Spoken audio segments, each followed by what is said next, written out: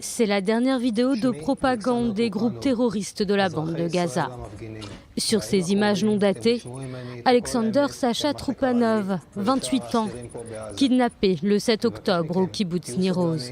C'est l'un des 125 otages toujours retenus à Gaza. Et pour tenter de les libérer, les négociateurs qataris, égyptiens et américains multiplient les messages entre Israël et le Hamas. Des pourparlers tendus. Si le Hamas a compris qu'il ne pourrait pas diriger la bande de Gaza après la guerre, le groupe terroriste ne veut pas de compromis tant qu'il y aura des combats à Rafah. Pourtant, ce mardi, Israël a formulé une autre proposition.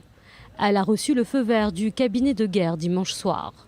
Selon des sources gouvernementales, c'est l'offre la plus ambitieuse depuis le début des pourparlers pour un accord de libération des otages.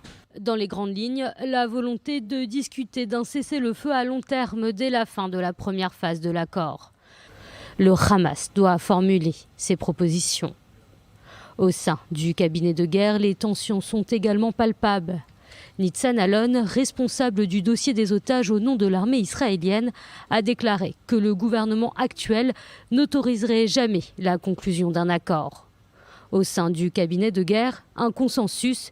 Il convient de donner la priorité à l'accord sur les otages, quitte à mettre fin aux opérations à Rafah.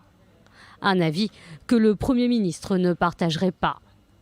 Benyamin Netanyahou s'offusque des fuites dans la presse et appelle ses partenaires à ne pas faire le jeu du Hamas. Le chef d'état-major de Tsahal, Herzi Halevi, l'a assuré aux familles des soldats retenus en otage ce dimanche.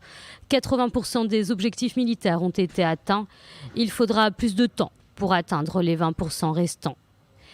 D'ici là, la priorité serait donnée à la libération des otages, sans pour autant relâcher complètement la pression militaire qui rendrait difficile, selon lui, la concrétisation d'un accord.